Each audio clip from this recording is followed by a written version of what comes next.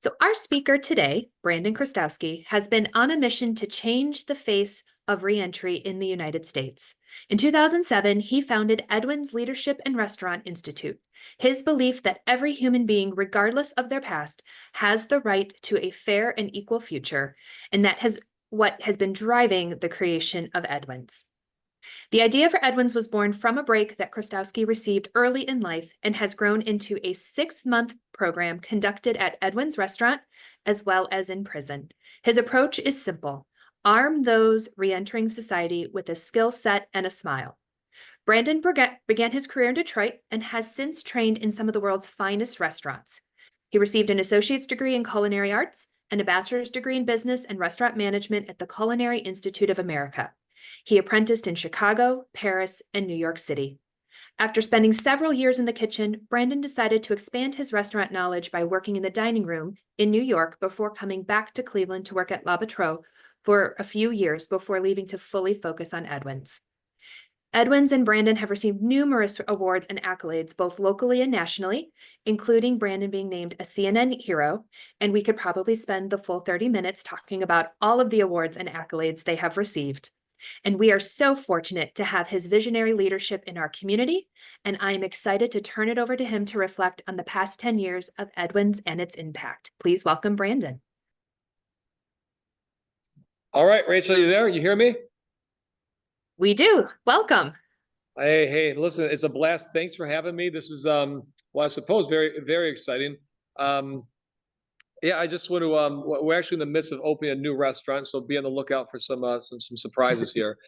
All right, reflecting on the last 10 years, yeah, let's talk about it. So for those of you who don't know what EDWINS is, I mean, you understand it's a restaurant serving men and women who are affected by the criminal justice system. That's certainly still true. How we do it is in a unique way, right? In the nation, there hasn't been quite this degree of difficulty to execute it. So what we do is we are training men and women for 6 months, right, in culinary arts and hospitality. We are making sure that we're carrying to the top as well. So it's not just elite training; it's elite care. We span from the EDWINS restaurants to a bakery and a butcher shop in which we're training in as well. And then we also have a campus that has 5 buildings for housing, 3 apartments and 2 houses that will house up to 40 or 50 people. And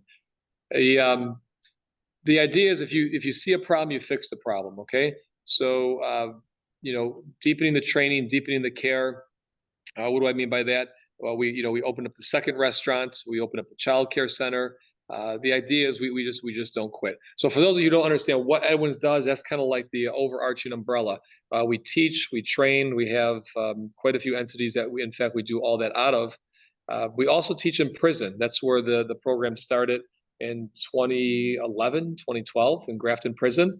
So I started teaching there to demonstrate that the program does work. And then from there, what we did was open up the restaurant in 2013. So it's been quite the run. We have now become the #1 educator in the United States in prison.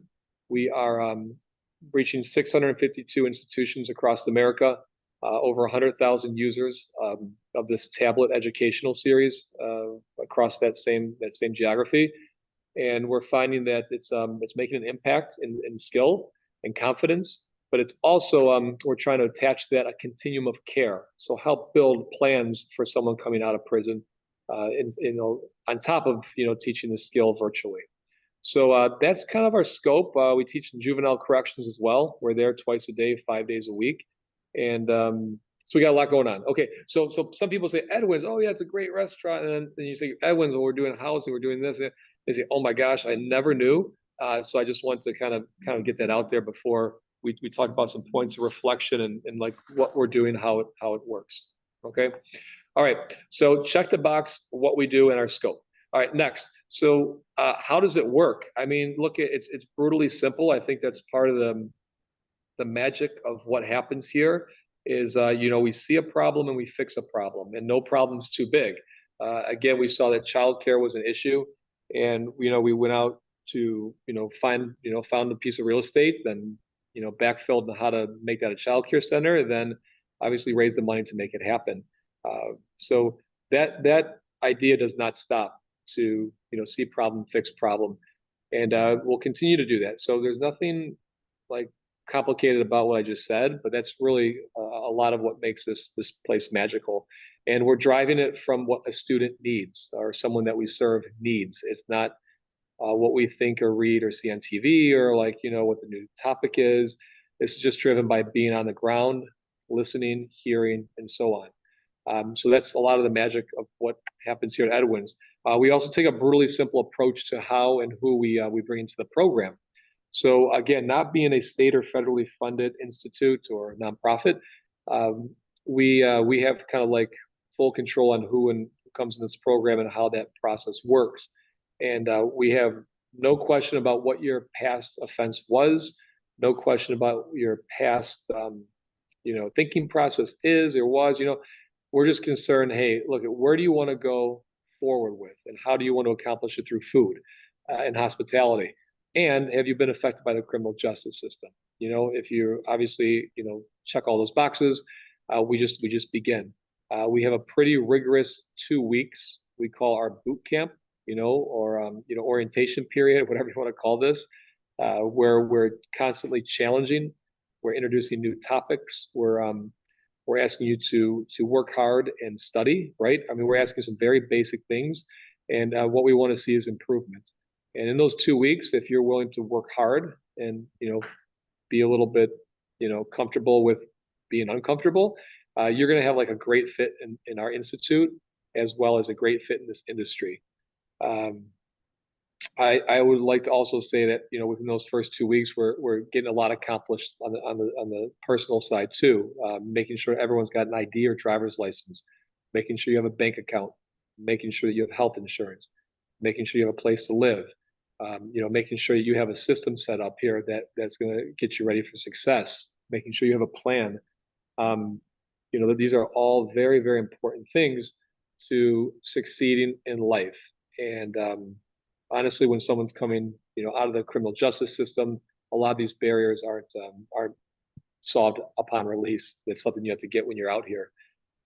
We also are now really big into health and wellness, so we're requiring a full physical for everyone here. And we don't want to see the result. This isn't some like, discrimination tactic. It's simply we want to make sure you know where you're at. So once we get that health insurance connected, we're connecting with primary care physicians, and we're saying, hey, man, it's time to get the physical. It's needed. Okay, so again, brutally simple on who we accept. Anyone who applies. Very rigorous on what we're asking of you, and also what we'll provide for you. So I think those are some key factors that differentiate us from other approaches in this nonprofit service-driven world. We're not looking for the person who's most likely to succeed. We're actually trying to find the person who needs it most, which is oftentimes the least likely to succeed because there are so many needs and barriers. That's what we do. Okay, so kind of a fresh approach, forward thinking, not looking at their past, looking at your future. Understanding that when we see a problem, we fix a problem. We're demanding in what we expect out of you, and then also what we're going to provide for you. So I think you're getting a sense of the culture and what makes it work. And reflecting back over 10 years, staying constant and true to those key elements, those key approaches is really what has helped us succeed. Other things that really help out a lot is being dynamic. The climate is never the same. Everyone knows the economy is like now. It's not great. It's kind of it's not only is it volatile, everyone's just trying to figure out how they're going to pay for something, right? Like, oh my gosh, how am I going to do this? How am I going to do that? There's a lot of questions that come up in our economy right now, and being able to flow with that, right? So during COVID, when this happened, right, we had some big changes with COVID. Overnight, switched the whole restaurant, philosophy of food and how we're going to provide, and we ended up doubling our business, right? Like we'll never have a year as good as COVID. Within the first month, we hired over a dozen people. We took over a new restaurant. I mean, it was busy.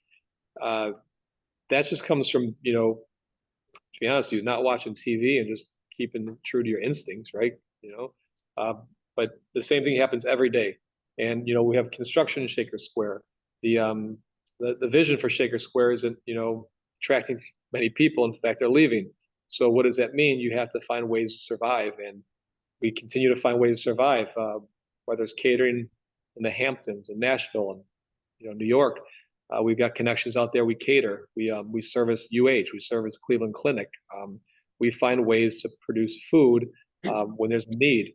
We'll pick up contracts within our business, meaning like halfway houses that perhaps don't have a food vendor, or we'll work with others and build out new food programs. We're doing a kitchen for an organization that services refugees in the West Side. What I'm trying to say is, like, behind this like romantic idea of, hey, take everyone and work hard and stuff like that, you really got to drive to survive, and there's never an easy day. So you look at payroll coming every 2 weeks. That's a big monster, and I worry every 2 weeks. How we got to be there. We got to be there. I guess what I'm trying to say is, like, this doesn't come easy, and that shouldn't surprise anyone. There's nothing like this in the country, right? So we're always on the edge, but we're always working hard. We're staying dynamic, and we're all pushing. So, and reflecting back in 10 years, that's never changed. You know what I mean? So honestly, COVID, nothing changed with our approach and philosophy. The world around us changed, right? Everything was crashing. And we're like, all right, it's just another day of change, and we have to work hard to adapt to change. Okay. So I hope I make that point clear, but nothing's given. It's not easy. And we still need great support from this community, because they're like, that's the reason it works also, is we're in Cleveland, Northeast Ohio. Reflecting these 10 years also, seeing like a lot of differences with like needs. We're seeing, drug use and abuse is we saw like a trend of students really coming into our program in like 2019, 2020s, 2021. And this is pre-COVID, during COVID. I don't know that it was really that opioid epidemic we were kind of catching a majority of that.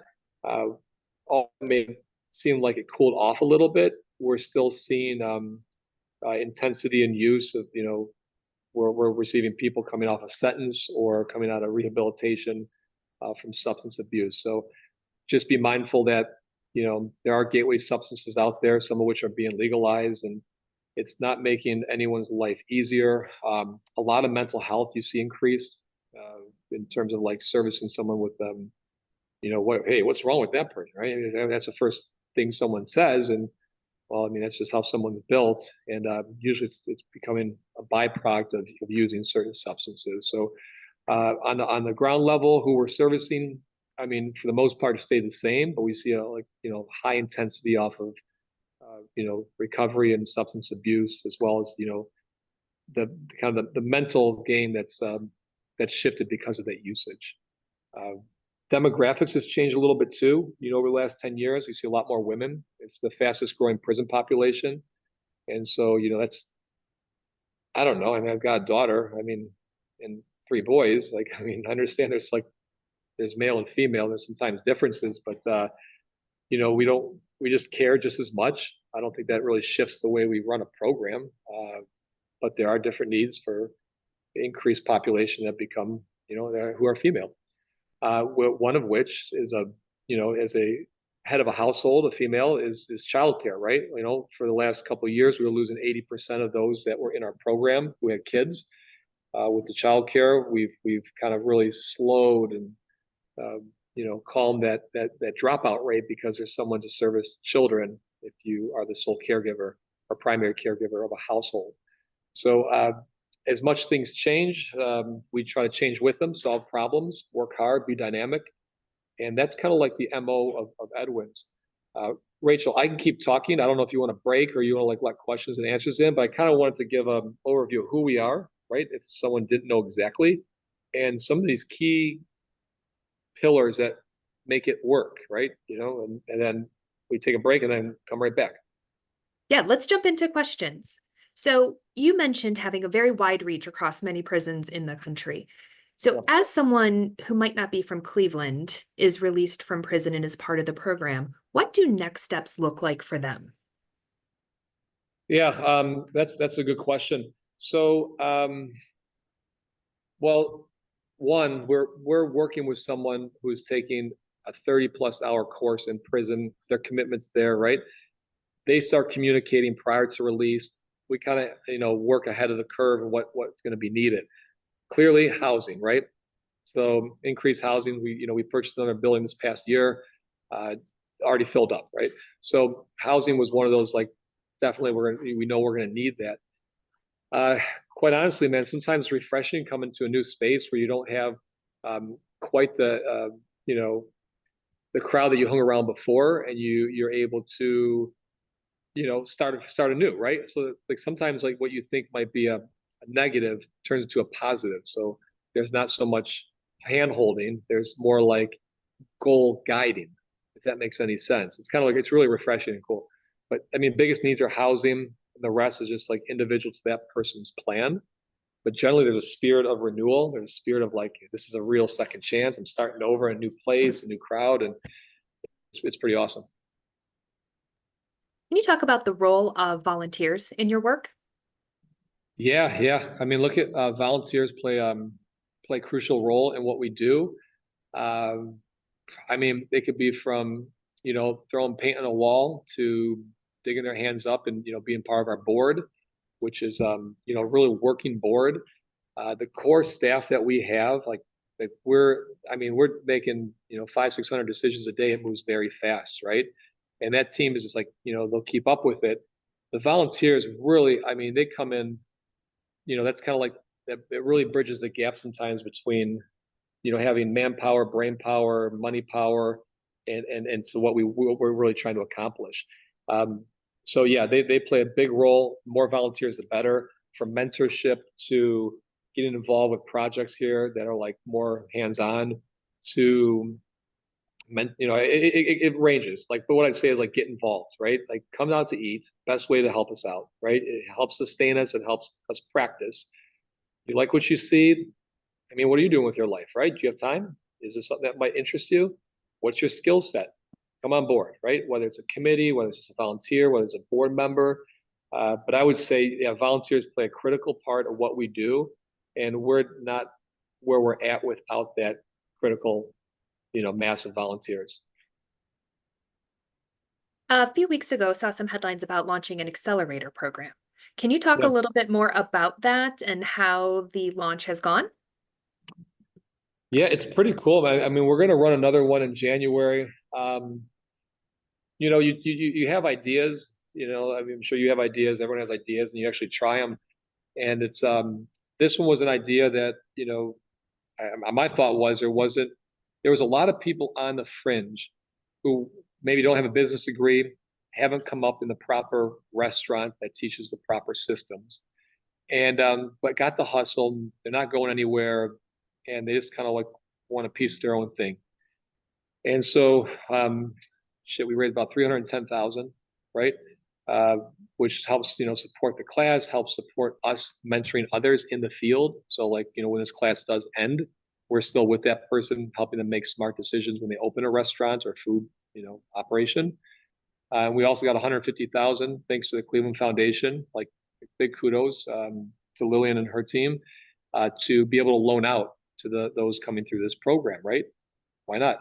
So how's it going? We have a class of 28, and each one of them has some pretty damn good ideas. And I think what we found out in this first cohort is this like a restaurant, for people who don't know, is like terribly controllable. Like you control everything, right? You control how many plates you serve because you control the reservations.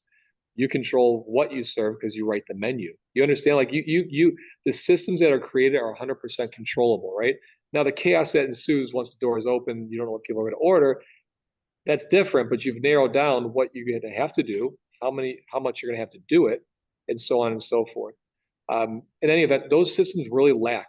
Um, for a lot of people, a restaurant was a place that they just open up and put out good food, and like the back office had no point of sale systems, accounting lacks. What is your inventory? How are you measuring inventory?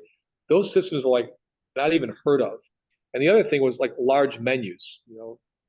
If you limit your menu, control what you serve, you tendency to have a more focused, high quality product with less labor and so on. What I'm trying to say is, man, the business chops out there, although people have great ideas, the business chops for a real restaurant were lacking. And that's been a lot of our time we're putting into this program is making sure those skills get up to a good pace. But we've had volunteers from Jones Day come out and talk about incorporation. Our real estate agent came out to talk about leases and like how landlord relationships work. We have people teaching public speaking. We've got Jumpstart who comes out to talk about business plan and like how you raise money and capital and financing.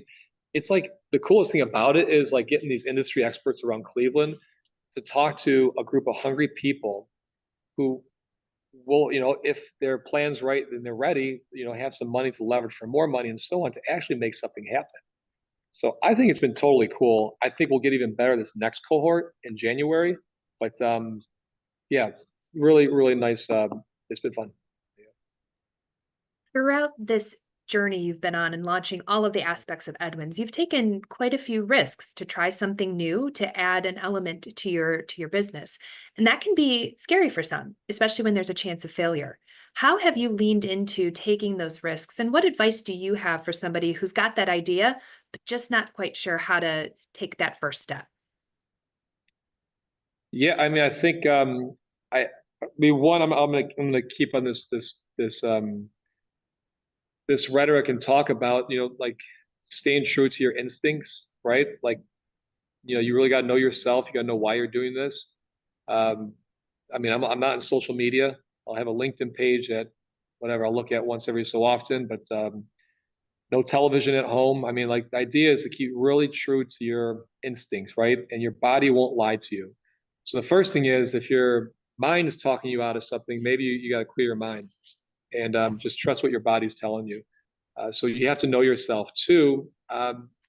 Yesterday we were going through in the incubator class, we were going through our, what's an outside contracted service provider and what does that look like? So we put on QuickBooks, we dug into outside contracted services and, you can click on these things and, we're going through all these costs and you look at like open tables dinging you for this much a year, your credit card process is dinging you, everyone is just riding the back of a small business owner, right? All the time. And I turned to the class and said, why do you want to do this? Like, do you understand? Look at this. Look at the list of headaches. And this doesn't count customers complaining or someone, doing this or someone stealing or all this shit that can happen in a business.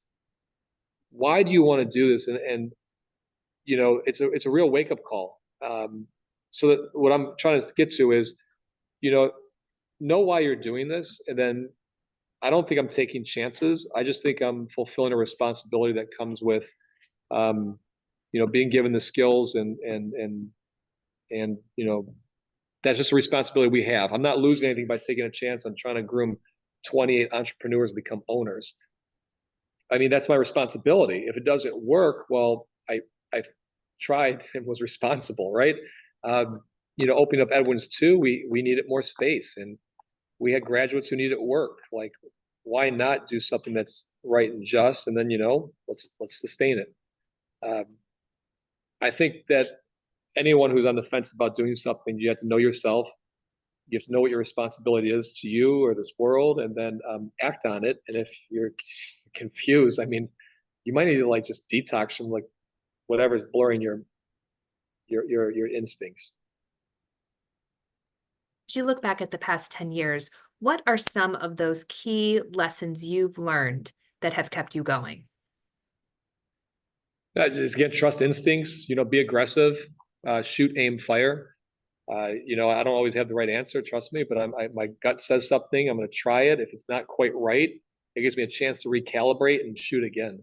And as long as you're dynamic and aggressive enough to kind of reevaluate and change your approach, you can get it right. And usually it's like you really nail it and get it right. You see what I mean? But you got to do it. Just do it. Sometimes people say, oh, but we don't have this, we don't have this, just do it. Just do it. Okay. And then what happens when you are doing it, you find out what you lack or what needs to change, or maybe the response from an audience, i.e. your customer, and then you aim and then you fire again and you get it right. But I think, I don't know, man, courage is like, it's the key that opens all doors. And you just have to have the courage to jump.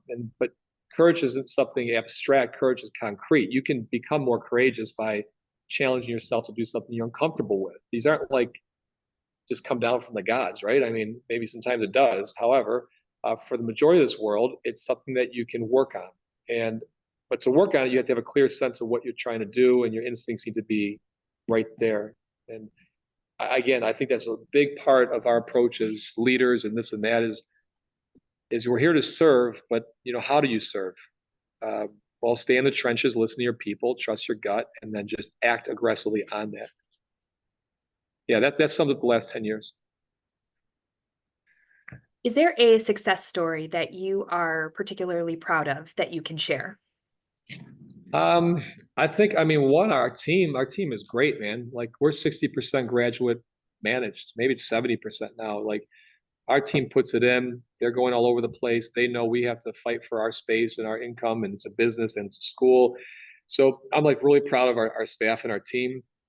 And individual wise, like students or graduates, it varies. Some people, one of our grads opened up a Jamaican restaurant right here on 116th and Buckeye, and it is like jammed, is authentic. We're really proud of him, and we've had others who've done the same.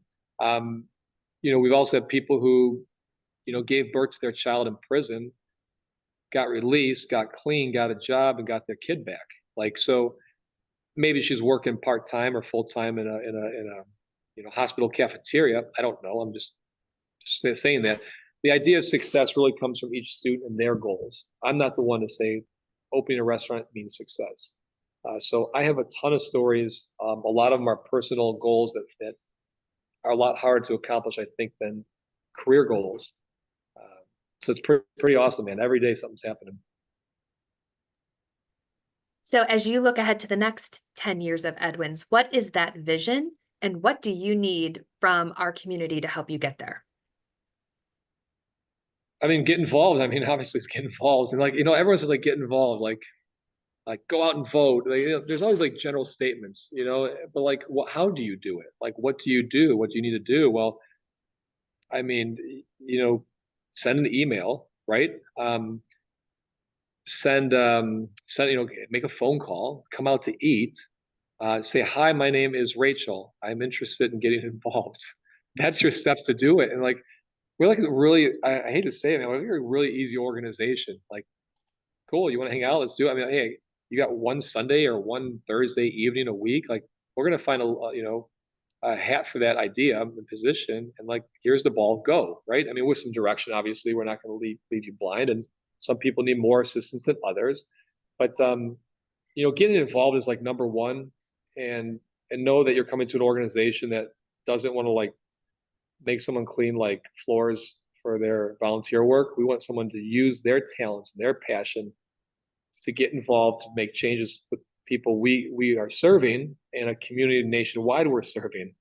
Um, so that's going to be the key, man. The key is going to be involvement. Uh, Diners, absolutely. Donors, for sure. Volunteers, 100%. That's going to be the key the next 10 years, and for us to grow into this organization now that's serving tens of thousands of people. Well, Brandon, we thank you for everything that you and your team do to support those coming out of prison and back into the community, and encourage everyone on the call to please follow up with Brandon and his team if you are interested in getting involved, and show up to the restaurants. They're all fantastic. So we are so thankful to have you here.